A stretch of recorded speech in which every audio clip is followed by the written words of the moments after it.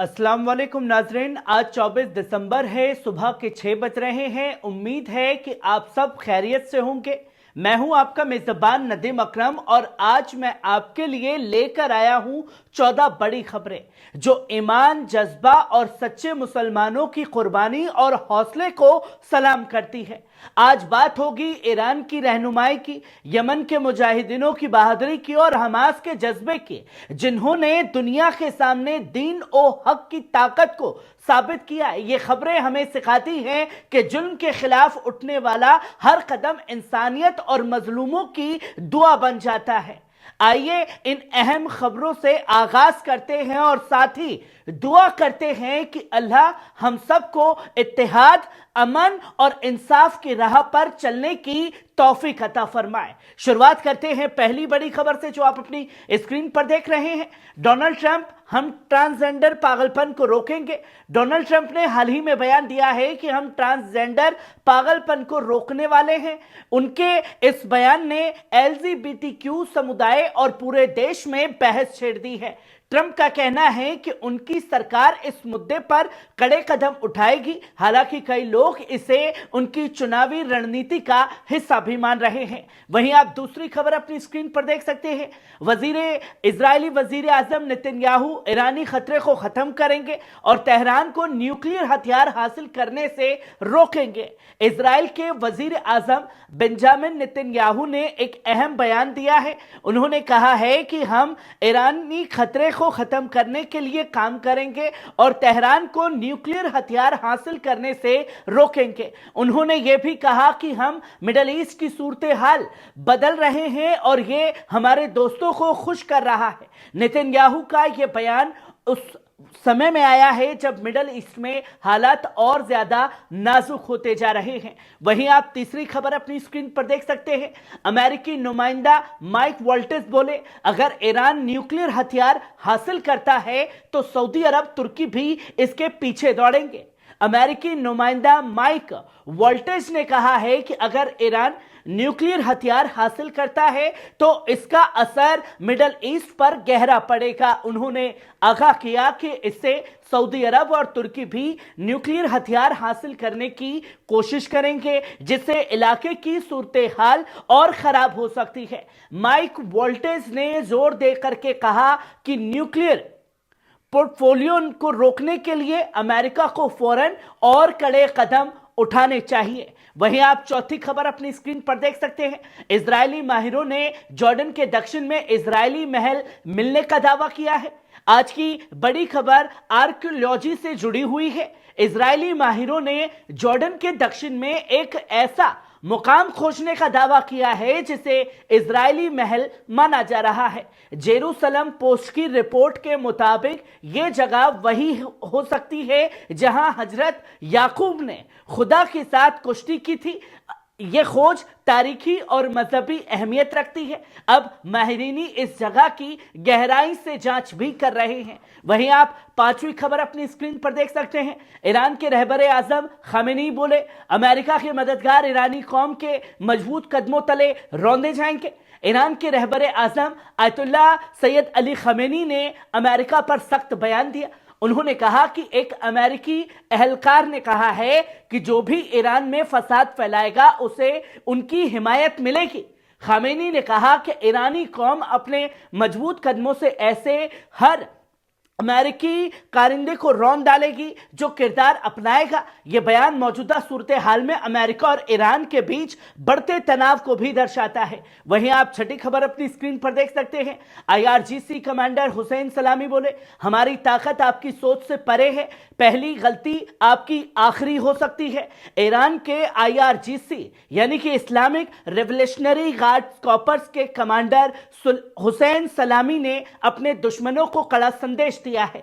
उन्होंने कहा कि हम ताकतवर हैं, काबिल हैं। इस दुनिया में कोई भी ताकत चाहे जमीन से हो, समुंदर से या हवा से, आईआरजीसी को शिकस्त नहीं दे सकते। उन्होंने आगाह किया कि हमारी तबाह कर देने वाली ताकत आपकी हकीकत में सोच से परे है। आपकी पहली गलती ही आपकी आखिरी गलती बना सकते हैं। वहीं आप सातवीं खबर अपनी स्क्रीन पर देख सकते हैं।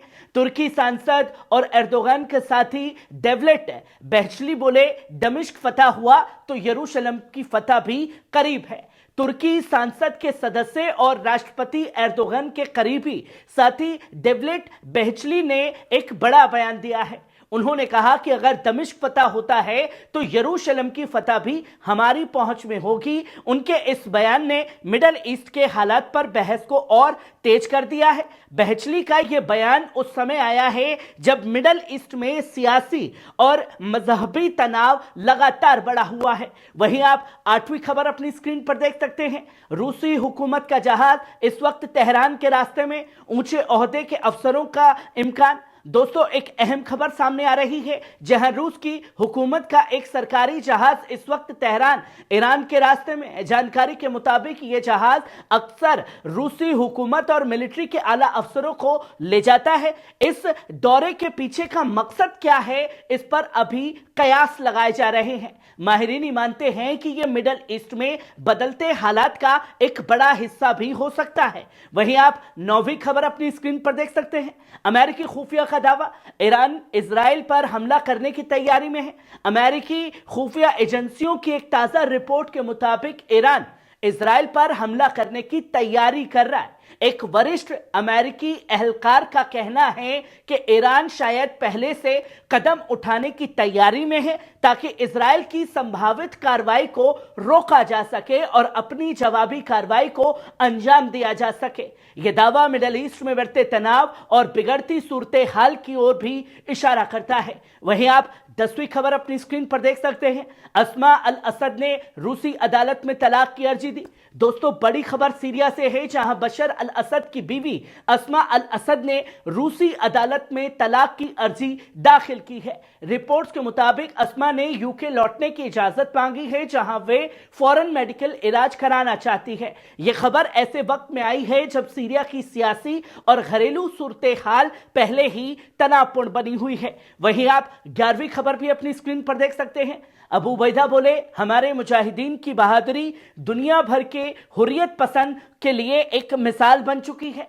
अल-कसाम ब्रिगेड के फौजी तर्जुमान अबू उबैदा ने सोमवार को बयान दिया कि हमारे मुजाहिदीन की बहादुरी और उनके मैदान जंग का प्रदर्शन शुमाली गजा में हर हुर्रियत पसंद के लिए एक मिसाल है।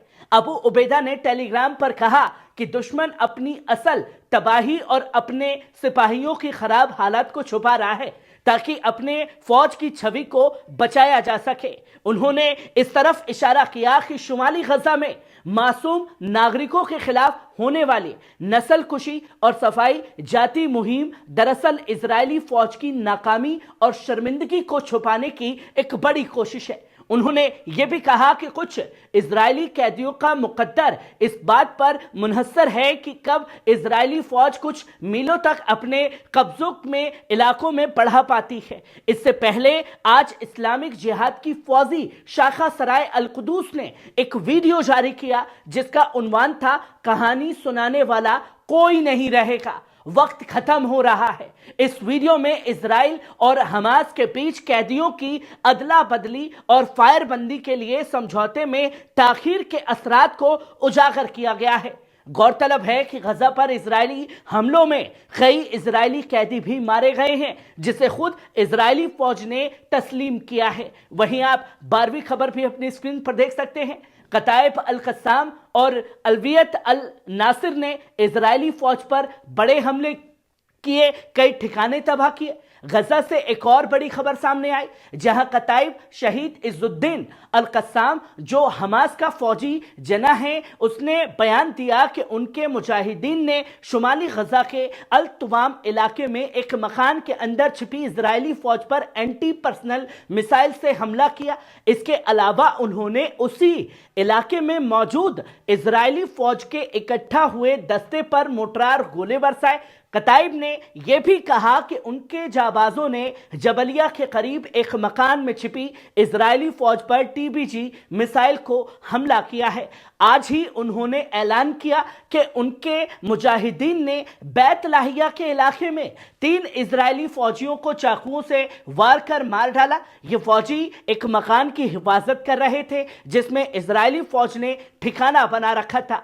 कताइब ने आगे ये भी बताया कि उन्होंने मिरकवा टैंक और रोबो ट्रूप कैरियर अल यासीन 105 मिसाइल दागी और साथ ही एक इजरायली ड्रोन को मार गिरा दिया। यह घटना मखयम अल नुसरत में हुई। दूसरी तरफ अलवियत अल नासिर सलाउद्दीन जो लिजान अल मुकामत अल शाबिया का फौजी विंग है, उसने भी एक वीडियो जारी किया। इस वीडियो में उन्होंने बताया कि उन्होंने उमर अल कासिम ब्रिगेड के साथ मिलकर नेत सारिम इलाके में इजरायली फौज के कमांड और कंट्रोल सेंटर पर भारी मोर्टार गोलों से बड़ा हमला किया है। वहीं आप 13वीं खबर अपनी स्क्रीन पर देख सकते हैं। यमनी अफवाज का ऐलान, फलस्तीन में 2 हमले। यमन के अफवाज के तर्जुमान ब्रिगेडियर यहिया सनवारी ने सोमवार को बयान दिया कि यमनी अफवाज ने फलस्तीन में 2 अहम ड्रोन हमले किए।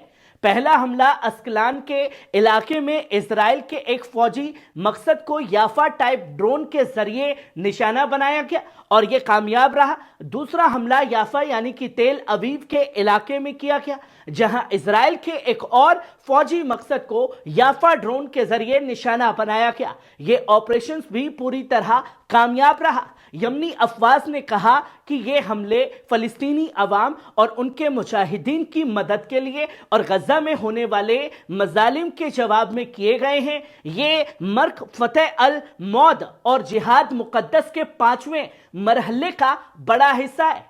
याहिया सारी ने कहा कि यमनी अफवाज फलस्तीनी मकामत के समर्थन में और इजरायली जुल्म के खिलाफ अपने ऑपरेशन जारी रखेगी। उन्होंने जोर देकर के कहा कि ऑपरेशन तब तक जारी रहेंगे जब तक गजा पर हमला और पाबंदियां खत्म नहीं की जाती। वहीं आप 14वीं और आखिरी खबर अपनी स्क्रीन पर देख सकते हैं। इराक के सैयदा अमर अल हकीम ने फलस्तीनी मसले पर चिंता जताई।